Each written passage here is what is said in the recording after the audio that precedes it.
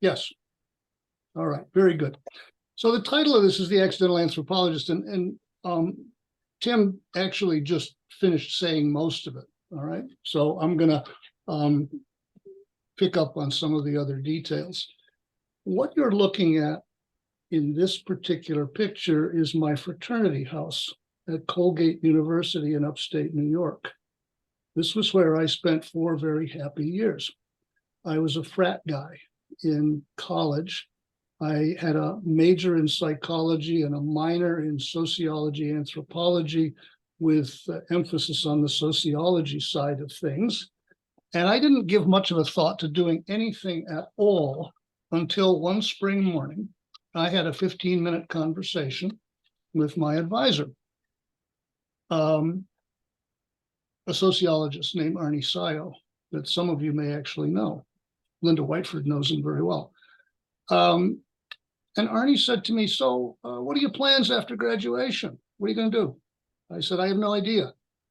And I said to him, he said, well, you're not going to grad school? I said, no. He said, so you're not signed up for any corporate interviews? I said, no. Not planning to travel? I said, no. He said, well, what are you going to do? And I gave him the answer that, since I'm speaking to an older group of people, many of you men in the group will remember. It was a very standard answer. I said to him, well, if I can't think of anything better to do, I guess I'll join the Army and get my military obligation out of the way. And he just looked at me and he said, you don't read the papers much, do you? This was in 1965. And I said, why, sir? And he said, well, in case you hadn't noticed, there's a war shaping up in Southeast Asia. If you want to be part of a war, he said, go ahead and join the Army, if that's what you want to do. Otherwise, he said, think of something else to do. So that took up the first 5 minutes of the 15-minute conversation. The next 10 minutes was spent in exploring options, at the end of which I decided to join the Peace Corps. And that's where the story starts. They sent me to Senegal. Okay, now I can't make this thing. There we go. They sent me to Senegal. I lived in a mud hut. I drank from a stream. I had neighbors, as you can see, who looked quite different from the folks that I had at Colgate. I had a number of projects that I did, one with lepers, one with vocational education, and this was marvelous. I had no idea what I was doing, but I learned very, very quickly. I learned to speak French. I learned to speak a couple of Senegalese languages not taught at Colgate, and I got interested in international development work. So I got into a variety of projects, including community development work, literacy work, and training people in how to dig wells.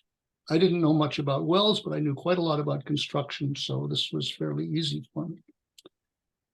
And one of the things that happened to me during this time was that I became quite fascinated with my students. They were different from me. We had a few problems communicating at first, but I really liked them, and I think they liked me. And from time to time, they would go AWOL. 3 or 4 of them would simply not show up for days on end. And when they finally came back, I'd say, what's up? Where you been? What's going on? And they'd get vague with me. Finally, one day, one of them said, why don't you come with me? And so we got in my Land Rover and off we went, 30 or 40 miles out of town and up the side of a mountain on foot. And I emerged into a clearing where an initiation ritual was going on. And this was why they were leaving school, was they were involved in a very complicated set of traditional practices. And I spent the entire night sitting under a tree watching dancers, watching initiates, watching people. And I thought to myself, this is a world I know nothing about. And if you live in the town, you never see this. But this is apparently the other half of everyone's life in this place. And I became fascinated with, how do I find out more about this?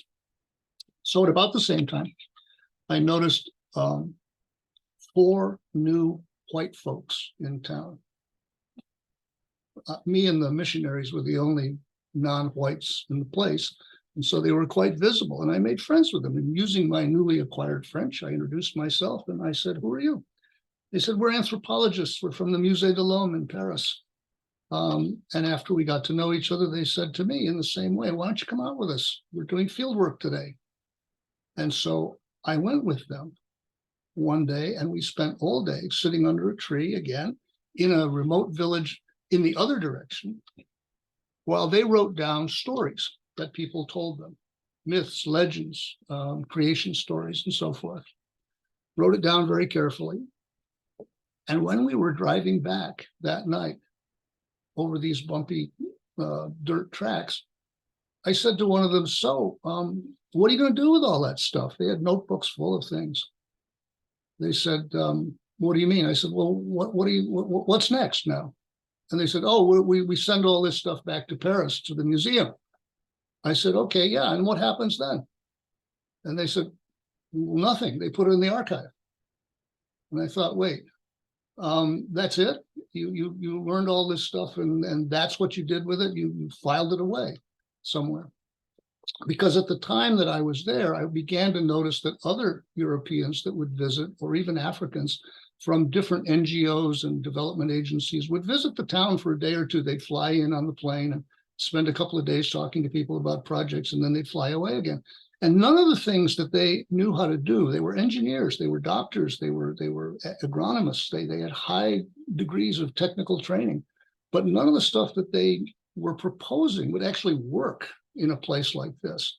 I knew this because I lived at the ground level and I could speak the languages by that time, and I had spent some time around, but they didn't know that. But here were a group of people, the anthropologists, who knew all about the local culture, but they had no intention, no idea of what to do with what they had found out.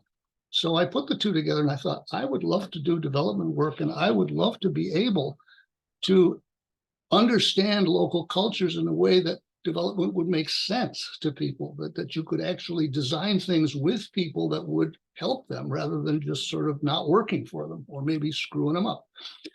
So I started looking for a graduate program after Peace Corps.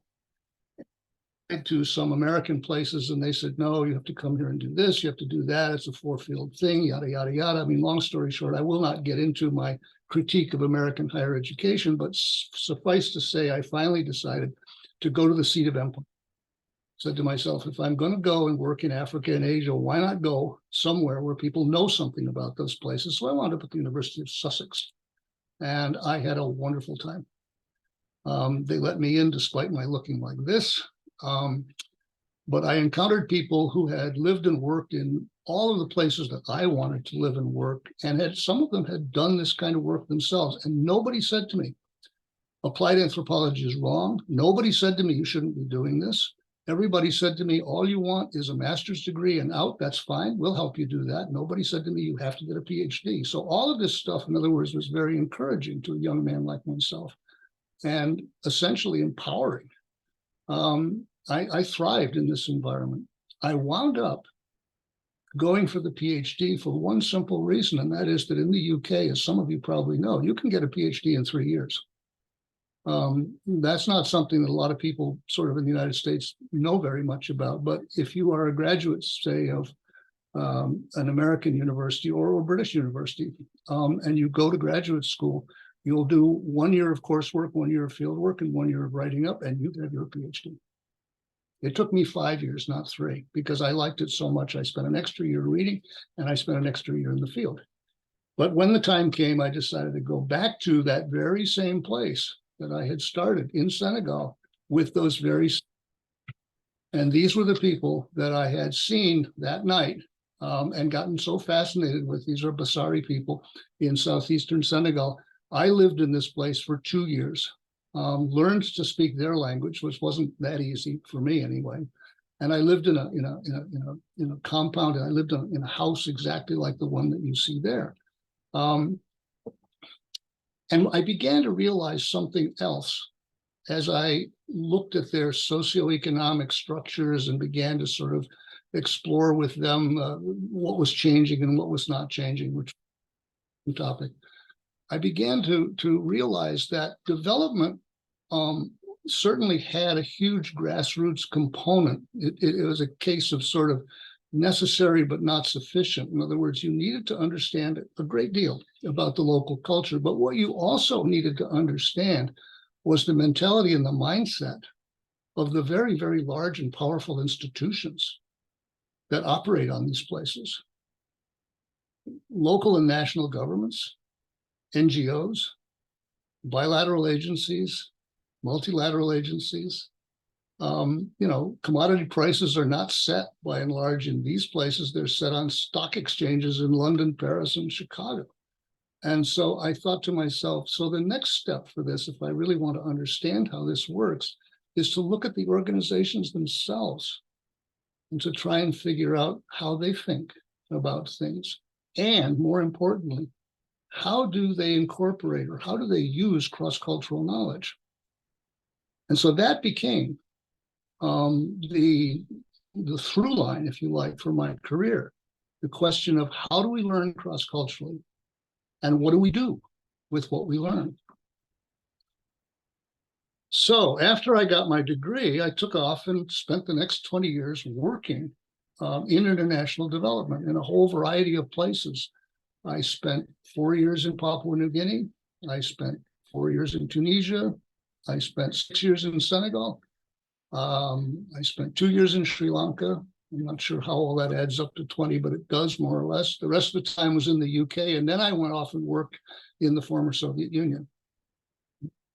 And I did a variety of things, a lot of it with low-cost housing, for example, with community development, with training. And at the end of it all, 20 years, I thought to myself, okay, I've had a pretty good run. I think I understand quite a lot about how large organizations think about development. The news was not particularly good, but I now understood it. And so I came back to the United States. Oh, but before we do that, here are some of the people that I worked with. And this is the exotic anthropology side, but these are real people in my projects.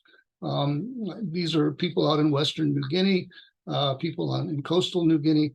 We did a lot of work in Papua New Guinea on this sort of thing, fascinating community development stuff.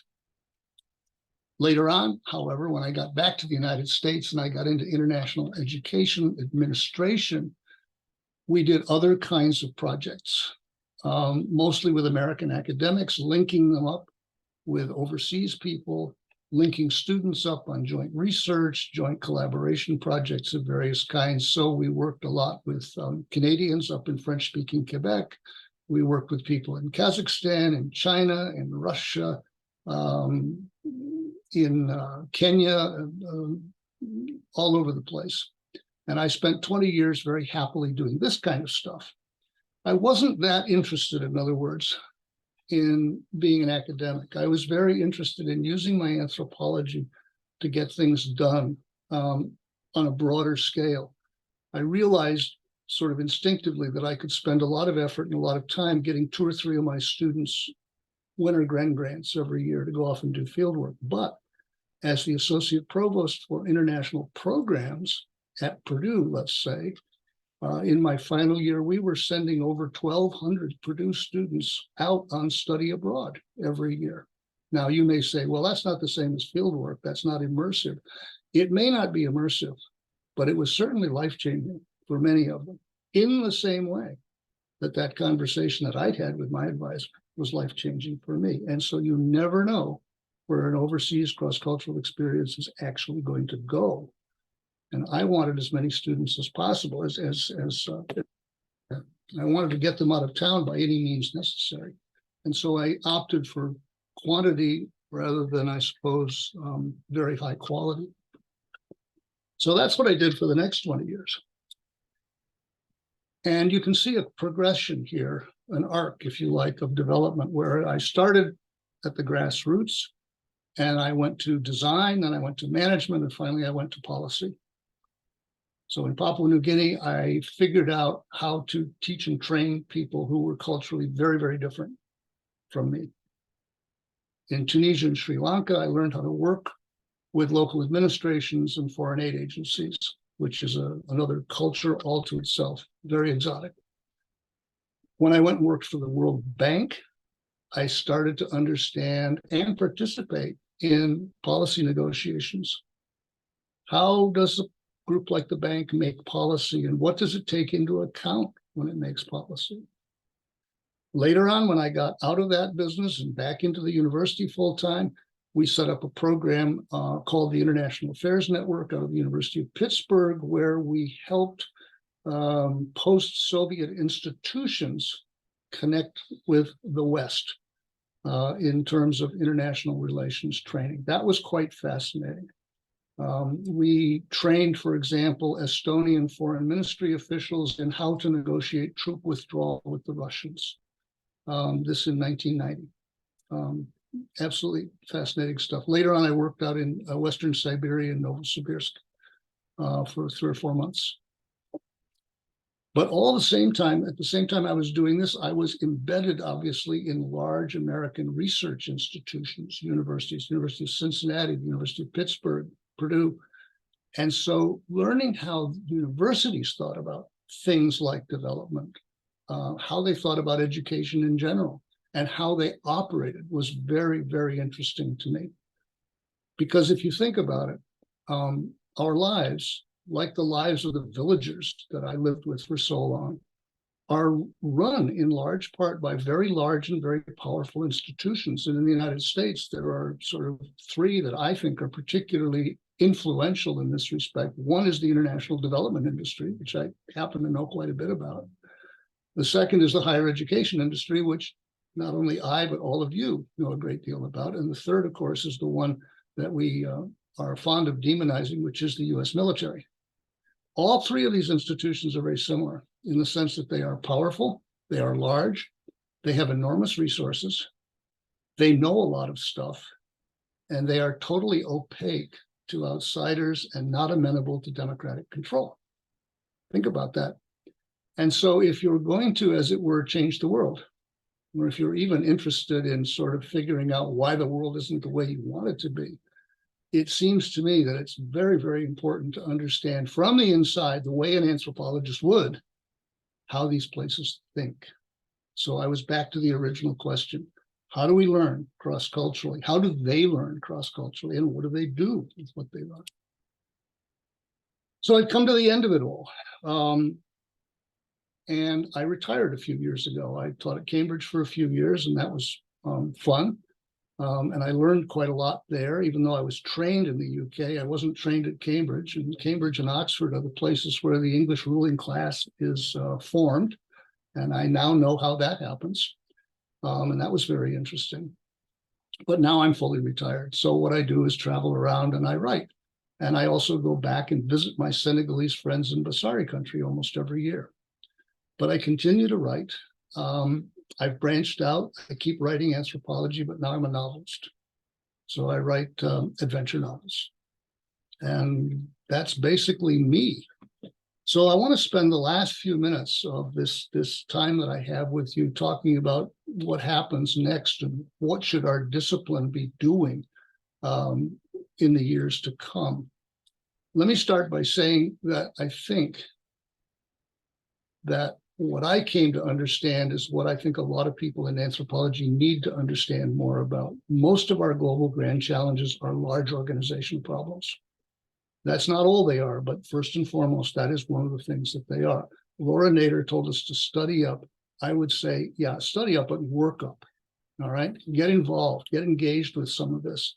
And I put this diagram into this thing to show you what I mean by this. This was an article many of you probably read by Seth Lowe and Sally Engelmary, 2010. It appeared in Current Anthropology, and it was kind of the take at the time on anthropological engagement. And I read this thing and I thought, wait, where's the end of it? They ended with activism. But engagement is much more than that, so much more than that. It's all about policy work, getting the rules made. And then it's about getting stuff done, which we call implementation. That didn't appear in their diagrams. It didn't appear to have occurred to them that those were varieties of engagement, and that many anthropologists, the people we call practicing anthropologists, are in fact engaged in those things. But you wouldn't know that from some of the literature that comes out. We're not very good, in other words, at engagement. We're not very good at change. We're not very good at dealing with issues of power or of policy. And if we're going to make progress as a discipline, I think that some of us at least need to pick up the tools and start working with that, because otherwise we won't have much of an effect on what happens. And so if we want to change anthropology's impact, we're going to have to change the way we train anthropologists. We're not talking about cutting stuff out, but we're talking about adding things to the anthropological toolkit, if you like, in order to make people more effective at doing what they want to do. So let me talk just a little bit about that. Anybody who reads Russian will recognize Lenin's favorite quote, "Что делать?" What is to be done? And so that's what I wanted to spend the last few minutes of this talk talking about. What's to be done here?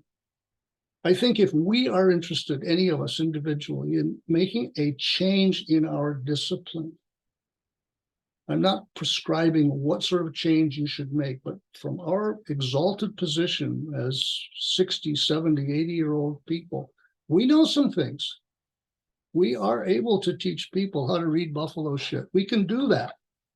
And so how should we be doing that? We should speak. We should not be shy.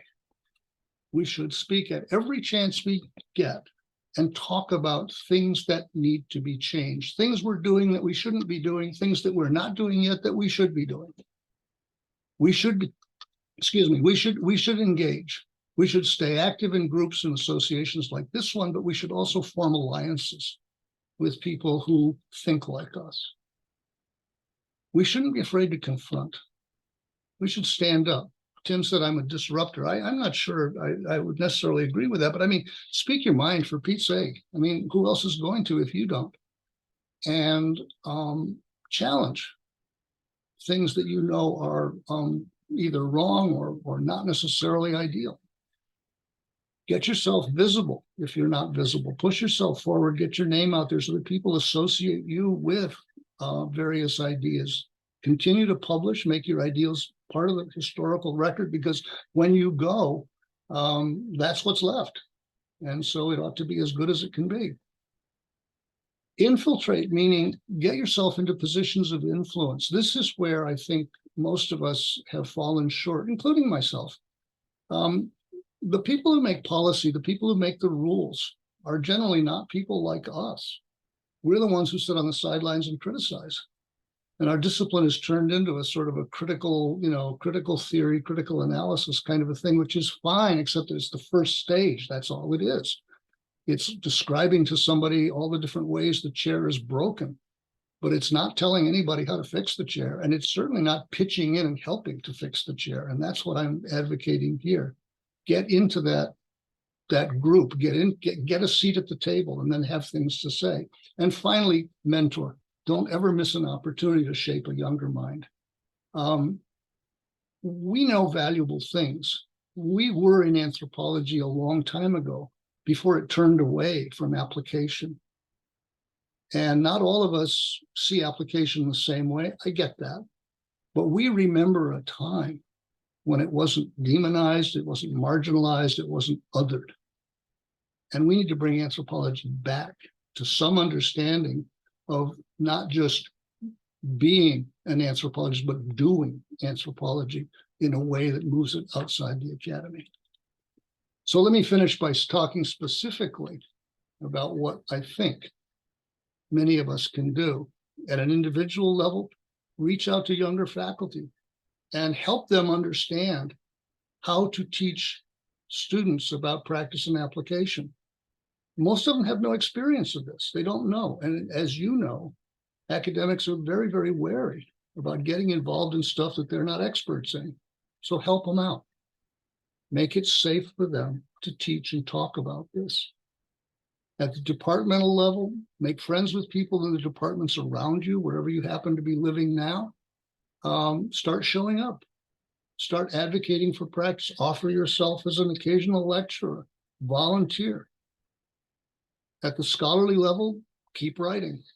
And I'm not just talking about sort of the important things like human organization, current anthropology, or American anthropologists. Those are fine. But there are plenty of outlets like the newsletter, PA, LinkedIn, and all of the other platforms that are out there that get people thinking and talking about ideas. If you don't have a website of your own, get one, put a blog on. If you still like doing field research, I'll make a specific suggestion here. Get involved with the group that Elizabeth and I are setting up and help us do research on practice and practitioners. That would be very, very useful. The field needs a lot more information about what's going on outside the academy than it has right now. At the community level, make common cause with organizations that are up to things and I'm talking about the Rotary Club, I'm talking about labor unions, I'm talking about any sort of groups of people that are attempting to help the homeless, with shelter, with poverty, whatever. They're doing stuff. Do what John Van Willigen advocated many, many years ago. Figure out how you can use your anthropology to help them do those things. And when you get a toehold in one of those organizations, try and drag students and other instructors into it.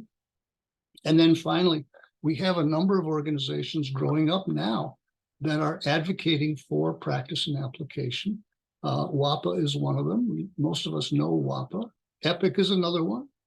And then there's the one that Elizabeth set up, the Anthropology Career Readiness Network, which I'll talk just briefly about in just a second.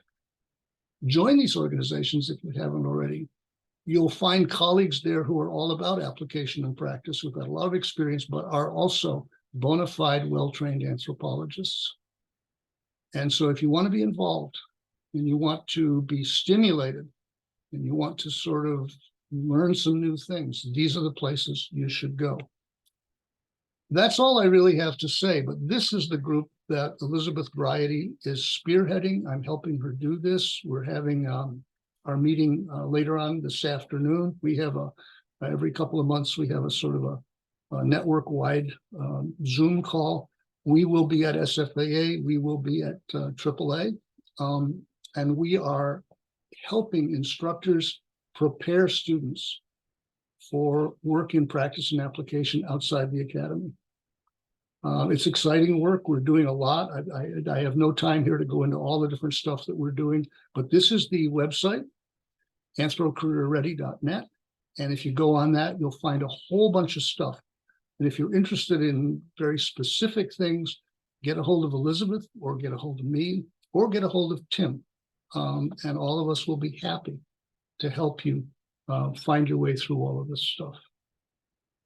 I think as a discipline, we are making slow but steady progress, and my emphasis would be on slow.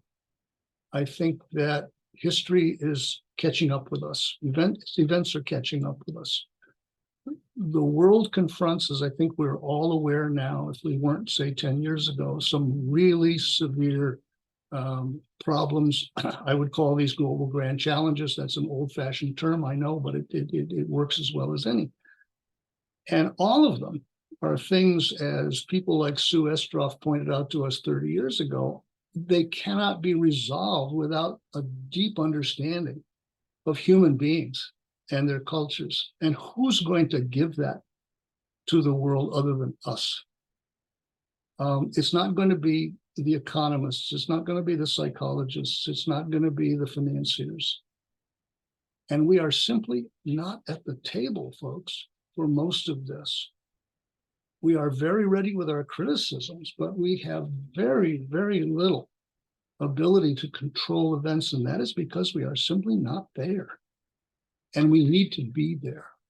So I'd leave you with that thought. I don't have a ready-made answer for this, but this has been, in some ways, my life's work. I'm trying to figure out how to prepare students for situations and challenges that we can hardly imagine ourselves, but which will come to them.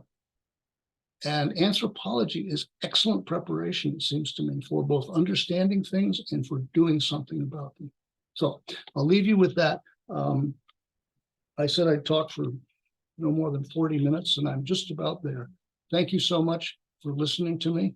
As they used to say, my job is to talk and your job is to pay attention, and hopefully we'll both finish at about the same time. So thanks. Great, thank you. Thanks very, very much, Riall, for those very interesting comments. And I just am struck by how all of the things that you've been doing since you first went to Senegal with the Peace Corps all continue to, not only percolate throughout your entire career, but are still motivating you even today. So fully retired. I don't believe that at all. So I'd like to open up the see if anybody who is here wants to, challenge or say anything to, have comments about Riall's talk. And I see Dennis, you have your hand up, so go ahead. Well, Riall, so nice to see you. Yes. Yes. Many years together, various things we've done. I found your presentation, very succinct, and I've learned so much more about your background and all the field work you've done than I never really realized. I guess each of our seniors, when we talk, there's so much in our lives that don't come out to it. When we go to these meetings and we Riall and SFAA or AAA, and we're there talking.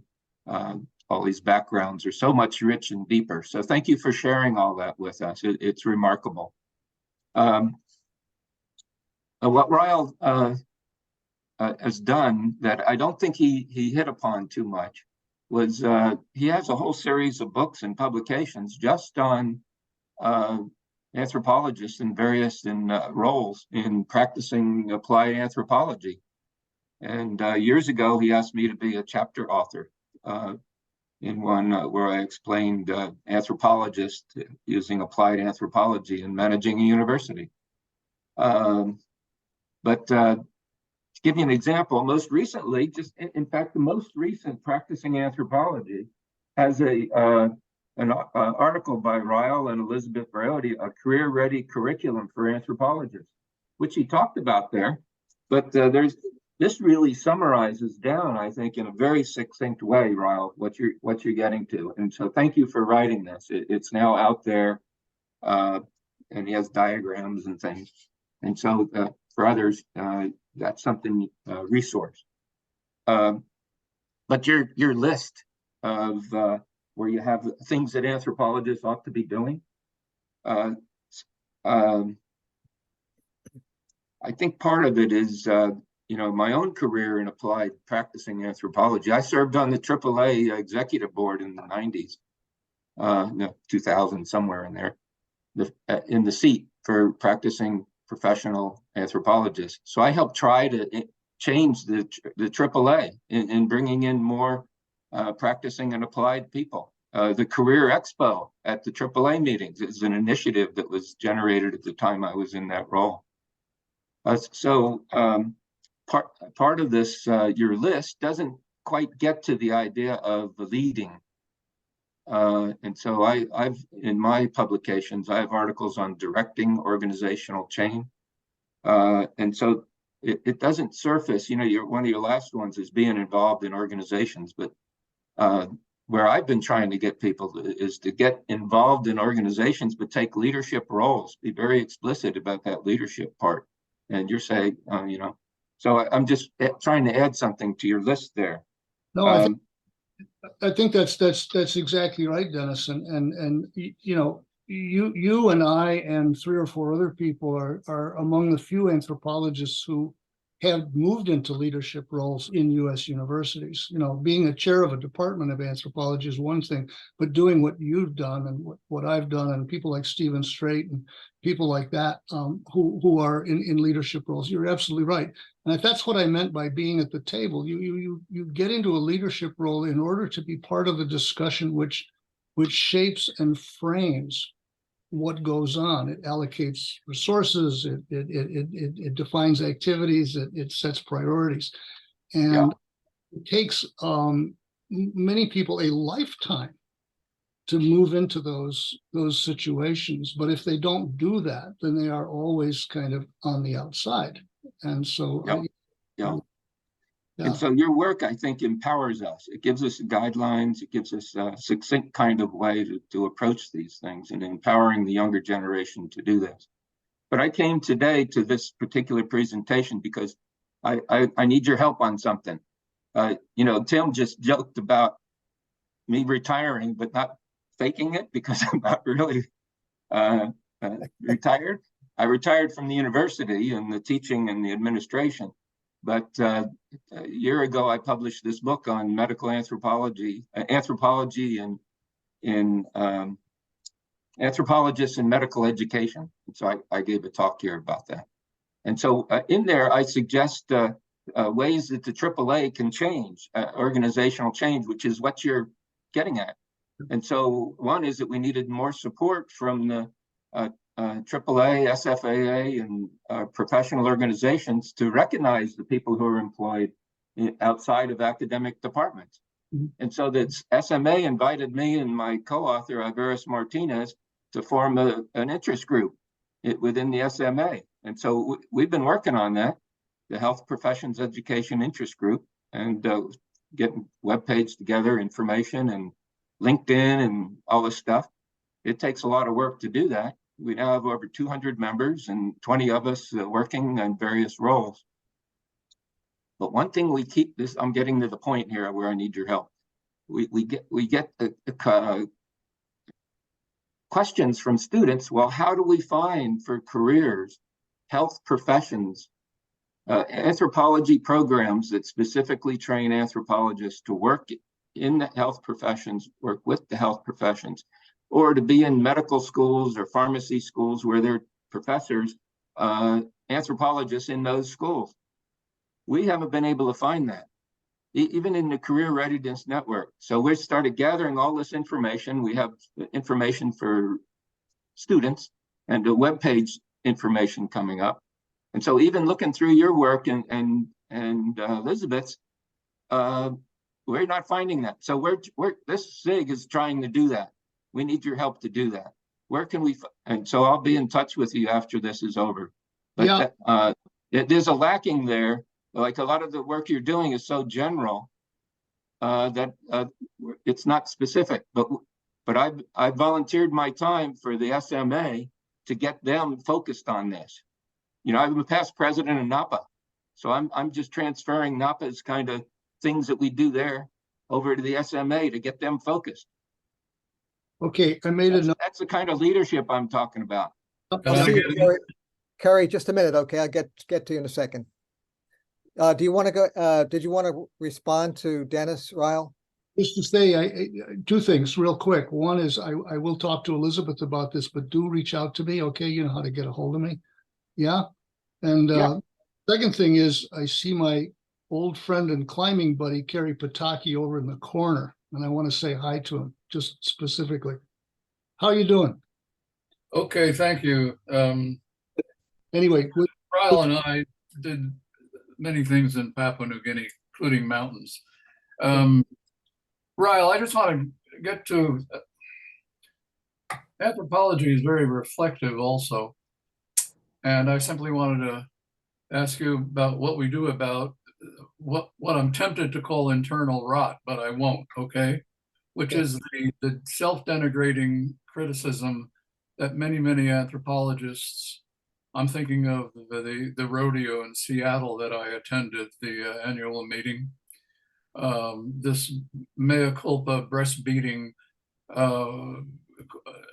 activity in anthropology in which we're criticizing ourselves devastatingly. I remember I went to one paper at that meeting in Seattle in December with a prominent Canadian professor of anthropology who spent it all criticizing, apologizing for the audacity of doing field work. That's a real problem, Riall. Can you talk to that a little bit?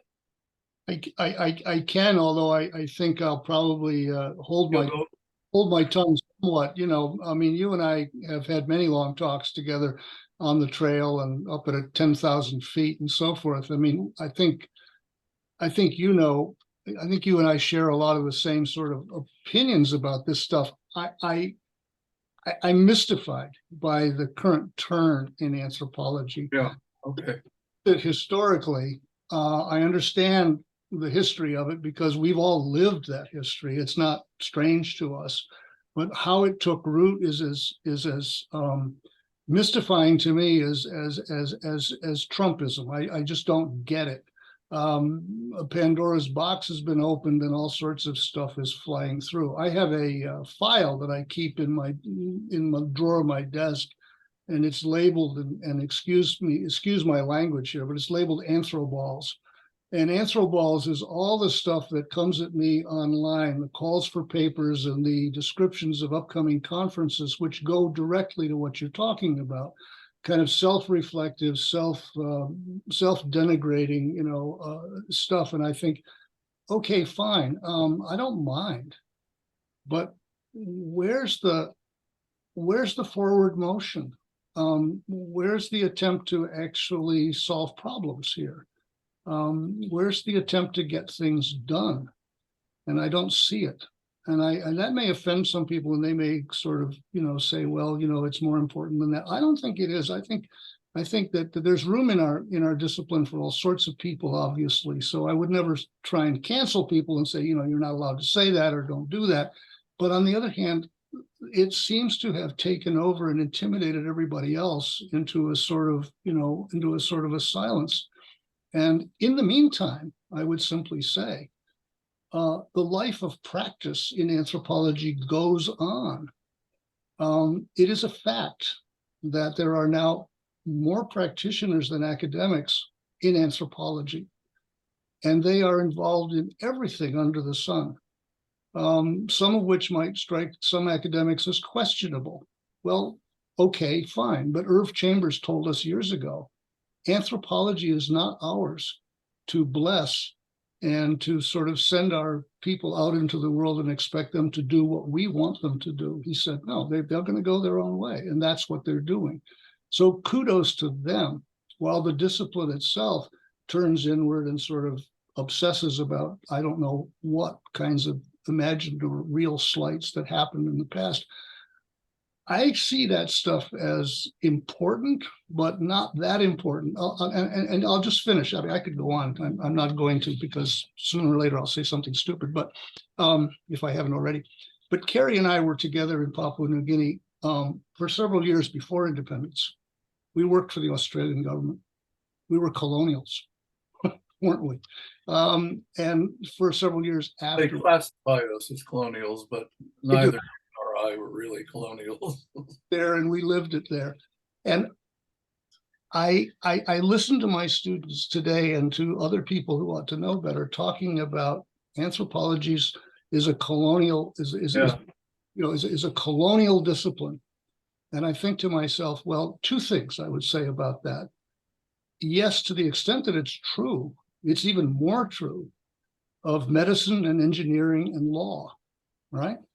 Because those are the disciplines that took land away from people. Those are the disciplines that built roads and bridges and highways into native enclaves. Those are the disciplines, right, that produced population explosions all over the world, and with the result that people today can't feed themselves. So if you're going to blame disciplines for stuff that happened, let's widen scope, okay? That's one thing. But the second thing is the assumption that anthropology in the colonial setting had a huge influence on colonial policy is utter nonsense. Carrie, you and I were there. Oh, you're really, really quite right there. And Ins about the hearing of, the self-assigned equality, we're all colonials. I think it's a misperception of the larger historical context. Everything was colonial for a long time, and it's time to leave that behind. I'm thinking of my younger students because I'm still teaching. I'm still active on that, Riall, that's my thing. And I have to account for this when they come and say, you're a bunch of colonial misfits that have no relevance anymore. Huh? That's something that we really have not yet dealt with, and that that rodeo in Seattle, pardon me, those who participated, I gave a paper there. Dave Cole and I gave a very definitive paper on how to take a relook at archaeology. It's published a year ago in the IPPA journal. I just couldn't quite believe it, and I've talked long enough on this, but at least I've got the opportunity to speak to you on it. So over to you. That's the same. Alice Kehoe, go ahead. Can you hear me? Okay. Yes. Yeah, I just like, I hate to say this so rudely, but you are in a very privileged position and you know it. Jim and I have never had grad students. We have no students.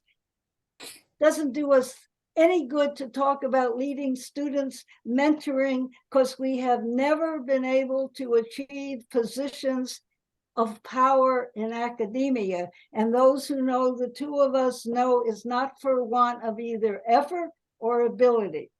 I'm thinking of a history beginning with James Mooney in the BAE, going on to Boas himself, who worked as hard as he possibly could to challenge and stop the changes in immigration, to stop the 1924 immigration laws. And he didn't.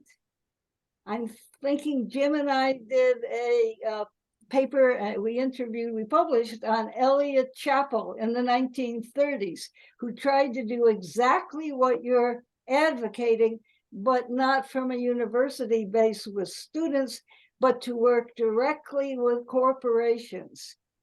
Chappell basically did not succeed.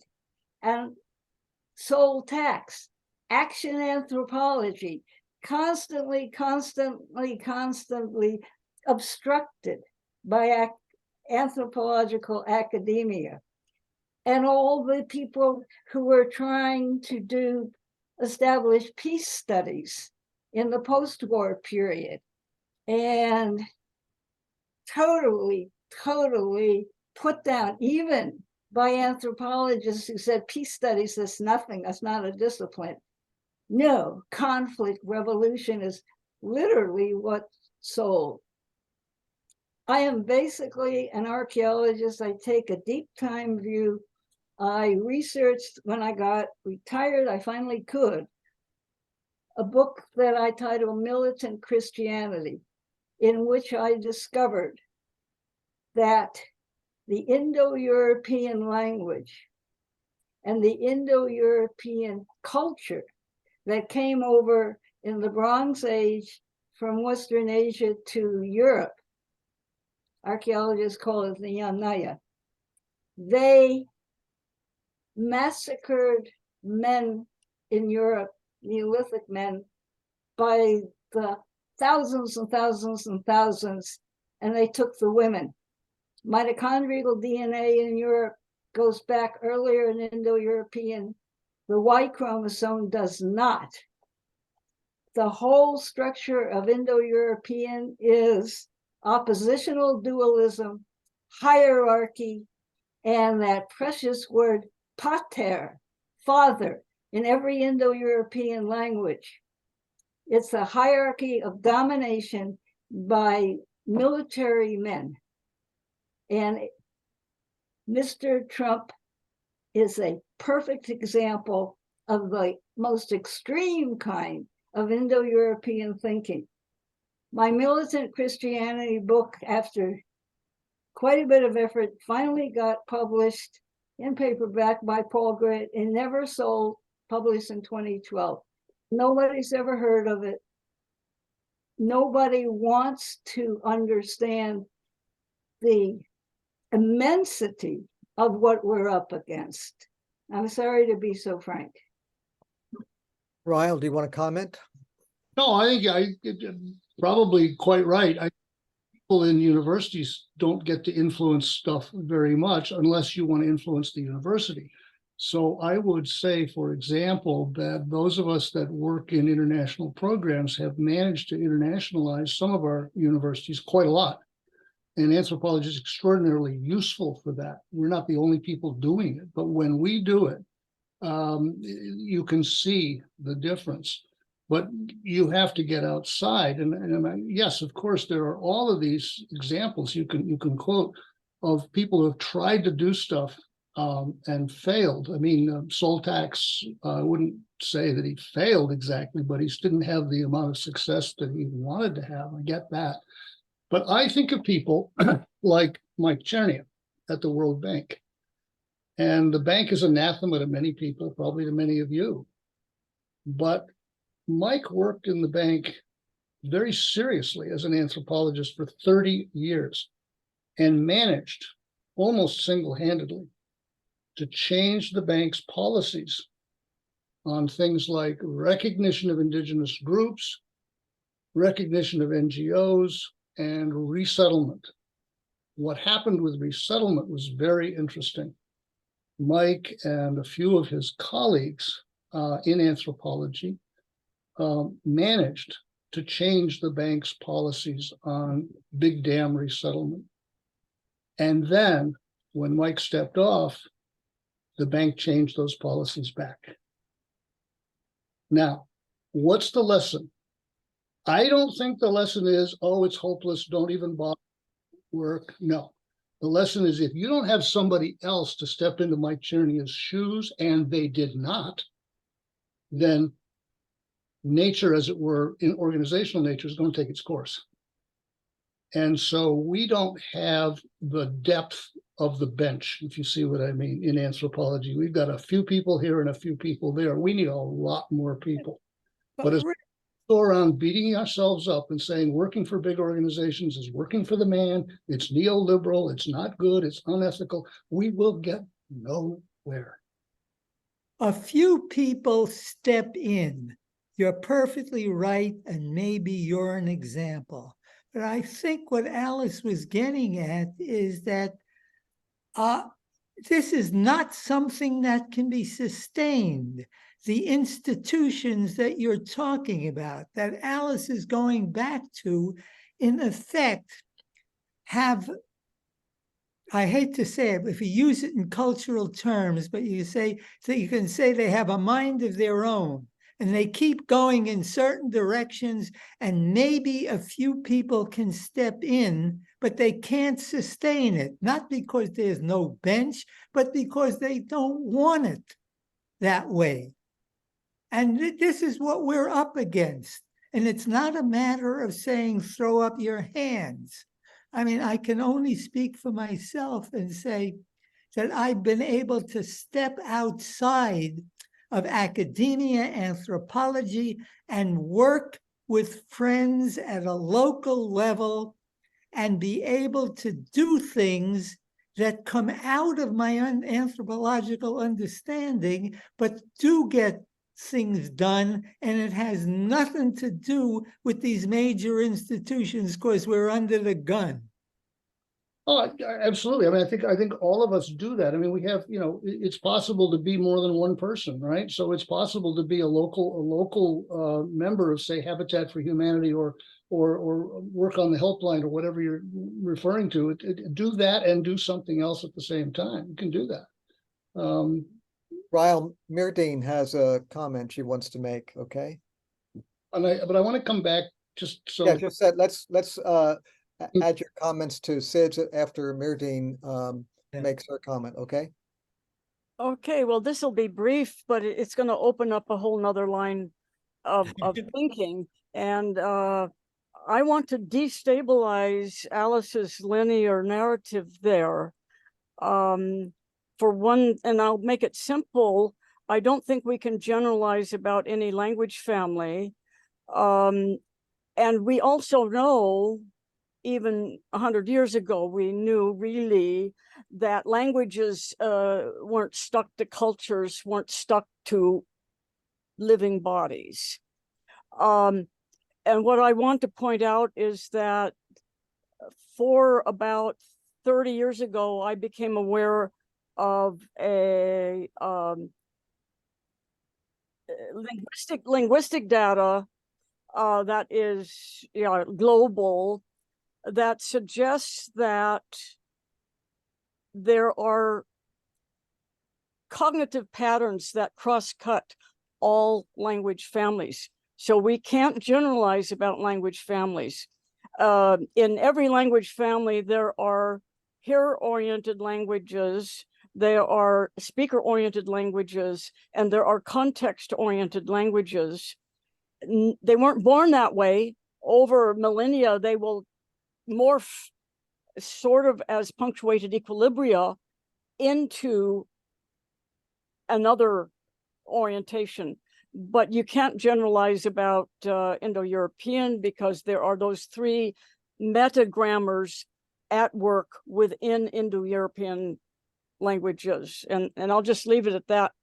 I mean, I understand the motivation behind a simple story, but it just isn't going to cut it. Thanks. Okay. Riall, now? So, no, I just wanted to get back to something that Sydney made me think about. You're right. The institutions kind of have a mind of their own, but you know, you've probably read Mary Douglas's book about institutions and how they do our thinking for us. But they are human creations. They're not different from us. They're us. And all I would say is, this is not a completely formed thought in my mind. Okay, I'm just telling you something that occurred to me a year or two ago. I was reading a book about neoliberalism, a good one, actually, a very good one. And it occurred to me, I thought, how did things get this way?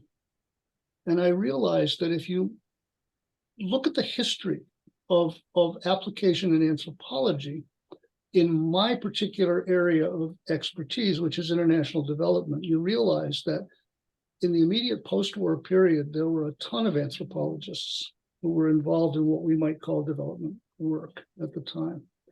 And you can list out some of these people. There was Ward Goodenough, for example, and a bunch of people like that. And then the Vietnam War happened, and Camelot happened, and Thailand happened. And the word went out, don't touch this with a barge pole. And so everybody pulled away. And that was when the classical economists got hold of international development. And so if you're wondering why most of these people believe in the law of supply and demand, or they believe in the tragedy of the commons, it's because there weren't any anthropologists working in those institutions at the time to say, that's nonsense, that's crap. That doesn't work that way. And so this took hold. And I'm not saying it's going to be easy to dislodge, but it's a way of thinking about the world. And we let it happen because we were not there. We were told not to go into those rooms, not to enter into discussions with those folks. Those were the kids that you weren't supposed to play with. And that's what happened. That's my view of it. And it's happening again. And it's happening again. Yeah, it is. Exactly. I'd like to reinforce that, Riall. And Alice, your ideas of this, all these anthropologists not being able to do things in an applied way in a career. This book on anthropology and medical education, we have 18 anthropologists there from 7 different countries who have worked in medical schools, and some of them their whole careers. A common issue there is that the discipline of anthropology excludes them. It's Ryall's idea of, well, if you're working in another applied way, then your work is disenfranchised and it's not being acceptable. So we have had half a century of applying PhDs anthropologists, and 60% of them don't get academic jobs. They're out there working in the world. These anthropologists in medical schools, their major issue is they're disenfranchised by the profession of anthropology. So we have thousands of PhD anthropologists and master's anthropologists out there working in successful careers, but they're not being recognized by the profession, and also they're not in roles where they can publish on what they're doing. So they're silenced. And so that's what we're doing with this special interest group in medical anthro, is we're trying to get those anthropologists that have been working in the clinics and the hospitals who don't have academic positions to be reaffiliated back with the AAA and the SMA in order to change the culture of anthropology. So I don't see an issue of anthropologists not being successful in applied roles. I see it's an issue with anthropology as a profession not wanting to recognize them. The recognition is one issue. The other issue is the incorporation of all that knowledge that those practitioners have gained into the corpus of stuff that we teach people about anthropology. Think about that. Back in the day when I was trained, when you all were trained, I was trained in the UK. So who did I read? I read Evans Pritchard, I read, Radcliffe Brown, I read Malinowski, I read all these people, I read Lucy Mayer. And these people had gone out, done field work, written ethnographies, and that provided the discipline with its raw meat, its raw material. From that, we formed method, we formed theory, right? We formed a corpus of understanding of how the world worked. However flawed it might have been, that's what we were using. What is anthropology using today? 60% of us are practitioners. They're out working for the VA, they're working for universities, they're working for firms, Yeah. NGOs. They're building up an enormous amount of field experience, ground truth, the stuff of ethnography about how these organizations think and work. And you know what? Less than 10%, I would wager, of any of that is getting into our discipline's understanding of how the rest of the world works, because we are marginalizing those people, and we have done. Yeah. Then I agree with you more. Yeah. Not angry about it, but I'm looking at that and I'm thinking, man, that's got to change, because otherwise we will become, as I think my friend Kerry Pataki was alluding to, sort of self-referential and talking to ourselves in closed rooms, and nobody else is going to much. Okay, I have something to say real quick, and then Sid and Jim, okay? Just simply want to make one note. It's interesting, Riall, that you are not a AAA member. I want to make that note to you, and you haven't been, you said, for 20 years. And you made a conscious decision, however, 2 decades ago, to decide, I'm not going to be part of AAA anymore. Nevertheless, you still are kind of marginally connected, particularly through your pipeline to Elizabeth. I will add that I have a whole bunch of people that I know from who work at the VA, and the folks that work in the national parks. They will not go. They can only go to one meeting a year. They will not go to the AAA meeting. They will only go to the SFAA meeting. And when you look, as an applied anthropologist, when you look at the program of the AAA meeting, it is, well, what the hell is it? Bizarre. It makes no sense. It's decolonization, A, B, C, D, how many 15 different ways you can say that. But when you go to the to SFAA, it's pretty straightforward. These are people that have been working on complex, real problems, and they want to talk about what are the real solutions that they found. So that's just a comment, okay? Now, Sid, and then Jim, go ahead. Okay. Yeah, just a slight correction here. It was after World War II, with the international agencies, that economists took over development work, and they refused to listen to anybody but economists, including economic anthropologists, because I was one of them who was totally marginalized in all of this, and I went off to do other kinds of things. So in effect, these institutions that we're talking about that were created have control over this, and these are top-down things that they have been doing all along. But I want to step back and ask you, and I think Mardine, who are at Purdue University, and ask you, when did Purdue become a university? I was there from 1959 to 1961. And amongst other things, members of the John Birch Society were part of the university, sat in on all kinds of lectures and talks. There was a dean named Earl Butts. Yes, sure. Some of you may remember who Yeah. he was. He was Richard Nixon's Secretary of Agriculture. I- And he had to step down because he said the N-word on television. But amongst other things, Earl Butts told me not to give a paper at a professional association that was criticizing a program that I was involved in, and what they were doing was economic development of Brazil's agricultural industry to create all of the kinds of things that are destroying the world as we know today.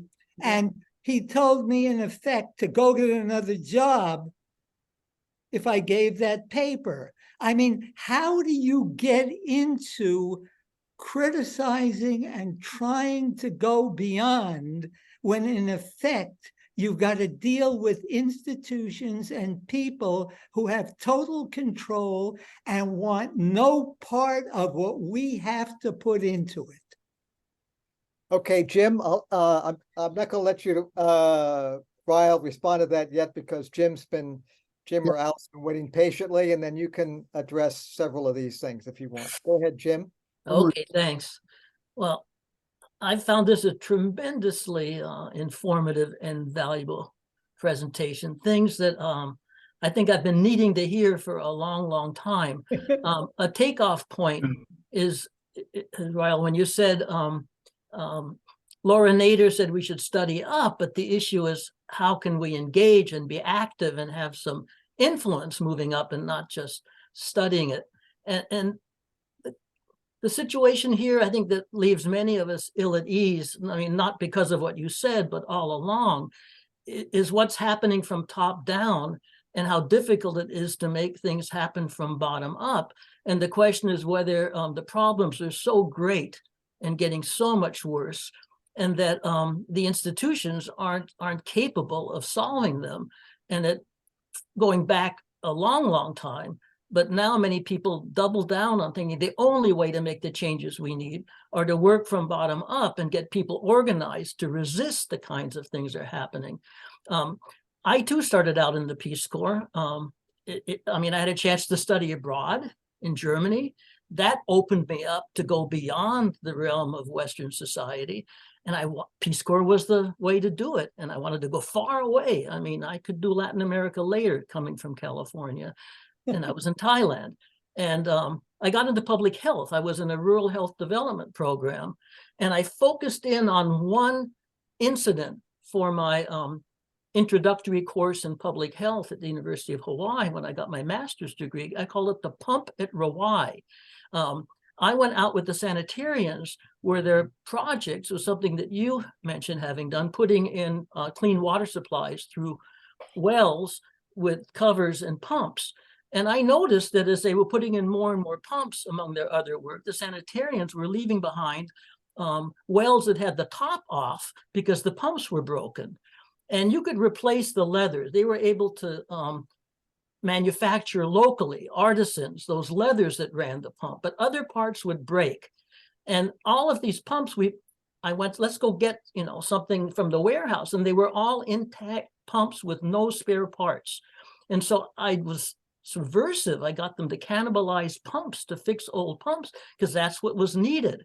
But then I looked into it when I was doing my paper in the School of Public Health, and this was a massive contract with the Dempster Company in Nebraska to send pumps all over the world as aid things, but nothing was noticed that they needed to keep the pumps going, just manufacturing and selling more pumps. And I started to think maybe this aid industry is a boondoggle for these industries. And you could look at many examples of that. Okay, I didn't get totally disillusioned. And I, would have liked to do some things, but I really wanted to get back into anthropology and live in villages and do research and writing and teach as my own career. I did get drawn into some projects in the field, but never, going up to the top. So I want you to keep doing that. I want new students to come along, to keep working in these large institutions. But I really wonder, how that's going to work out. And since some of the people have been quite abstract here, I think that there's a lot going on that boils back to predator and prey relationships. And that happens between human beings. It happens with organized human beings, and culture becomes a very powerful tool to find ways that some people can prey on other people. I only have to mention slavery as an institution, that is so much in the past of our country.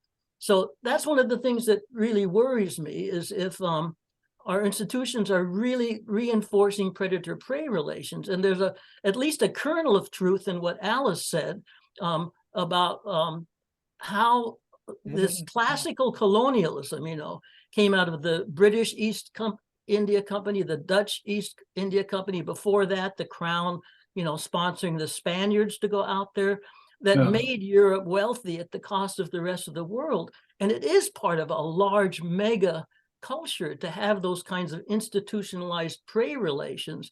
And, we look for equality, we look for equity, and that struggle, I don't know if there's going to be any way of if we can survive, except by doing it from the bottom up, somehow finding ways that more and more people can get together and make it known, if not given democracy, demand democracy, and make changes that way.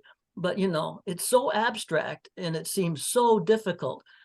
Nonetheless, I'm really glad about what you said and what you're doing, because at least somebody is trying up there near the top. Thanks. Riall, go ahead. I'm very far away from the top at the moment. I never was very close to the top. One of the things that all people who get into bureaucracy understand right away is that you need to be close enough to the illumination in order to see, but not so close that you burn. And that's kind of, where I've tried to be. But my concern, as I said during the talk, is I've been really focused on one big question, or one question with two parts. How do we learn cross-culturally, and what do we do with what we learn? And that's what illuminates for me my study or my engagement with organizations, because here's the point I'm coming to. A lot of people don't like what's happening in the world, and so they should. It's not necessarily good news, but a lot of people don't really understand why that's happening the way it is. I don't pretend to understand it very well, but I can tell you in great detail how development agencies learn things, because I know how they learn things. And in the process of learning certain things, they also generate large areas of ignorance, things they don't learn. And so when we're talking about, well, what did you learn and what are you going to do with what you learned? It's equally important to focus on what did you not learn and why is that? And I think this goes back to Sydney's point about they don't want to learn a lot of that stuff because it would be discrepant information. Sydney, you and I could probably talk over a drink sometime about economists, but when you start talking to certain kinds of economists about what you know, they'll kind of go, well, those are non-price factors. Those are externalities. But no, they will do that. I've written about that. So I get it. I understand that. But my point is simple. It's unless you understand that, you don't know where the points of entry are. You don't know where the weak points are. You don't know where the chinks in the armor are. And I don't anticipate a full-scale revolution. I don't think it works that way. But I do think that on the ground, at any sort of level of scale that you want, you have to understand how things actually work. And anthropology is very, very good for understanding how things actually work. And then you can figure out what to do about that. One of the things that I think that we all need to start doing is explicitly starting to train our students to be change agents. Because the goal for me, at least personally, of being an anthropologist is to get some stuff changed. And I don't mean being an activist, because an activist to me, from what I see with my students, means sort of commenting a lot on social media about stuff they don't like. That to them is activism. It's not to me. I'm more of a Saul Alinsky sort of a person. And a lot of people just aren't willing to put the work in. Not institutionally in, say, the World Bank or USAID, and not at the street either. They prefer to sit in their office and write a paper about it. And I respect that. I think that I've learned a lot from people's papers, but, you know, as one of my friends once said, he said, you don't need a weatherman to know which way the wind blows, but you do need to get out of the office. That's how you know what the weather's like, being outside on the sidewalk. So. And we're nearing the end of our time. I see Sid has your hand up. Just a quickie. Wait. Just wanted to say, Jim's comments reminded me of that famous book, The Ugly American. Yeah. I'm sure you guys remember that. And Oh, yeah. we forget that the ugly American was the person really getting things done. And he was hated by the bureaucracy of the embassy at the time. And so in many ways, I always thought of we anthropologists are the ugly American in that kind of an analogy. So I have to jump in for a second here. As an undergraduate, I took a political science course that was taught by Eugene Burdick, the co-author, and he read to us from that book. Cool. I have one other quick comment was that Paul Dougherty used to tell a story when he did his study on marijuana use in Costa Rica. He was the head of a very large grant that was given, and the anthropologists were in charge of the whole project, and the doctors were under him. And the doctors hated it because they used, social science techniques to recruit members and to determine whether they were using marijuana, how much they were using so much. And so the doctors thought that all of the patients some of them should be injected with THC, and the other ones should be given a placebo. That's how you would test whether or not they had too much or too little and were functional in marijuana. Well, Paul always added that it took him forever to get that book published because no doctors would agree that this was a good book because they weren't using, because it wasn't using the doctor's way of doing things. So anyway, Sid and then Juan Manuel will finish up with you. Sid, go ahead.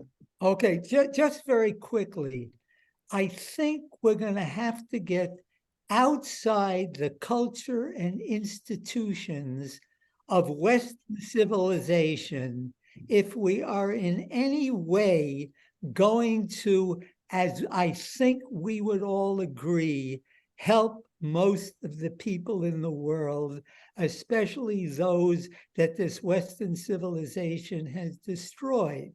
And I think that anthropologists know enough about comparative cultures to be able to move in that direction, whether you want to call this a revolution or not. Maybe, Riall, if you're writing books, novels, you want to think about writing one that is a revolutionary book, or at least a fantasy that you could lay out as a model for an alternative world based on what anthropologists know. And this may contribute greatly to the future that we won't be around to see. Sid, that's an inspiration. Thank you so much for that. If you're going to go to the FAA, let's get together. And I will gladly work on it with you. Got a lot to talk about. Okay, thanks. Okay. Juan Manuel, did you have something to say? Yes. Yeah, thank you very much. First of all, thank you for this interesting topic and talk. And yeah, I want to contribute with a comment, a brief comment. And that comment is the following. I see a direct relationship between anthropology and action. I am from Colombia. I am from the south part of the country, the region of Cauca. This is a region full of indigenous communities and peasants communities. And I see that the relationship between anthropology and action is very active in our countries, from top down and from bottom up.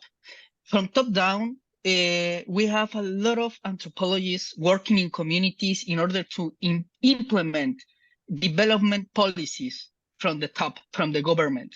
Because of course, communities need to understand those policies, and in that way, anthropologists play a relevant role. But indigenous communities also have anthropologists in order to understand their realities, in order to understand their processes and the influence from those development policies, and they react against those policies from their anthropological knowledge. Even, for example, I have a research organization in one indigenous community, and from those organizations, we help communities in order to understand the influences from those development policies. For that reason, I would say that the relationship between anthropology and action is very active, very interesting, and I think it is important to work on that direction. Thank you very much. Thank you, Juan Manuel. Very good, very good. Glad to have you, by the way. Please come again. Riall, I'm going to give you the last word, okay? I'm going to tell you a quick story, because I think it sort of speaks to several of the things that have cropped up here in the last hour or so. I have a colleague at, how many of you have ever heard of the Ghana think tank? Anybody heard of that? Okay, so this guy at SUNY Purchase worked in the fine arts and design department. And as many of you know, design anthropology is a big deal in practice these days. And I've taught project design for many, many years. Anyway, what he did, he had a course in design, and he set his students, the semester's task was, let's figure out how to design a program to deal with some of the community issues here in our little town in upstate New York.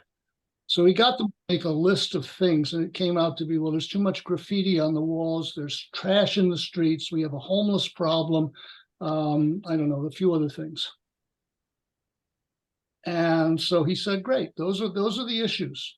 He said, now, before we get started on designing a response to those things, we're going to do this. We're going to make that list up, and then we're going to send it to my friends over in Ghana, in Kumasi, to a village outside the Kwame Nkrumah Science and University Technology University there. Guys that I've worked with in the past, and we're going to let them look at this list. So we sent it over via email, and a week or so later, the response came back from these Ghanaian village elders. Here's what you should do about those problems, they said. And it was a long list, very prescriptive. And he gave it to the students, and they went, oh, Jesus, they said, what? This is crazy. This will never work here. And I said, or he said to them, well, good. He said, now you know what it feels like to be in a village somewhere and have somebody thousands of miles away telling you how it's going to be. So he said, write back to the Ghanaian elders and tell them why it will not work. That's your job for this week. And so they did, and they initiated a dialogue, at the end of which both sides were considerably wiser. The reason I bring that up is because this is what Robert Chambers, who's a guru and a guy I look up to at the University of Sussex, who does development stuff. He's not an anthropologist, he's a political scientist, but he says reversals are what you want to do. You want to sort of turn stuff around and see what it looks like through the other end of the telescope. And I have found that to be extremely useful. And to our colleague's point, Juan, your last name is cut off, otherwise I would say it. I see Are, but that's all I can see on the screen. Anyway, to Juan's point, people in indigenous communities or in small communities have their own way of doing things. They have their own anthropologists, thank you very much.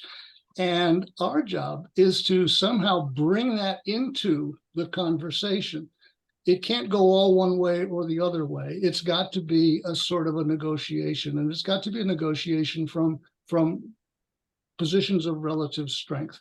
And I'll leave it at that. There's a lot more to be said there, but thank you, Juan, for that. It triggered that memory for me of this thing, the Ghana think tank. I loved it. And if we could do more of that, I think our students would finally understand, to Sydney's point about Purdue, okay? Purdue is an agricultural and engineering institution. Merdine and I are a very small part of a much larger institution, which has other purposes, okay, than the ones that Merdine and I, in our various ways, have tried to promulgate. And if I could characterize it in one word, it's white savior, okay? I mean, ag and engineering are both going to save the world, and they're going to do it their way, because the rest of the world doesn't know what we know here in West Lafayette. So our job's to tell them. And once they listen long enough, they'll get it. I have been fighting that all my life. I fought it at Purdue. I have worked at the cellular level with engineering and students and said to them, here's a different way to look at this. And I think I've changed a few minds, but have I changed the institution? Oh, hell no, I have not. And so, Sid, when we have our drink at SFAA, maybe we can work on a plan together. Involve some institutional change making. It might even go in the direction of high explosives. I don't know, but we'll figure out something to do. It'd be a good book. Yeah, it would be a good book. Thank you for allowing me the time to talk to you. I really Right, appreciate well, we're gonna give you the applause. Thank you, Nolan. Thank you. Thanks very much. Thank you, Tim. That was particularly good. Thank you very, very much. Thanks, Kerry. And Riall, I'm very, very thankful to you for giving us an interesting and very challenging perspective. And I'm just happy to have you here. I hope you'll all join us in October for this. Les Sponsel will be here to talk about his experiences with Yanomami in particular, and the whole controversy that there was with regard to the Chagnons and all that kind of stuff. So join us. It's going to be on October 19th. So look forward to seeing you all again at that point. And Riall, once again, thanks so much. Thank you, Riall. Can I add something? Well done. Tim, why don't you invite Riall to join the Association for Senior Anthropologists I'm and going to get put him him on here? the listserv. I'm going to put him on the listserv. I'd love him to be a member of AAA, but that's his decision, so we'll see. Senior Anthro works, Riall. You should think about that. But you have to belong to the AAA before you can belong to the ASA, You do? at least formally. All these That's how the are- Yeah, but he institutions can be work, on the top down. listserv, and we can invite him informally to all of our. Riall can work that one out. Carrie, send me an email. I want to send you a book, Carrie. I'll send you a book. You're going to will. like Right now, yeah. Great. Okay, Juan Manuel Arevalo, muchas gracias. Espero que nos vemos la próxima vez. Okay. So muy bien. All right. Thanks a lot, guys. We'll see you later. Bye-bye. Thank you.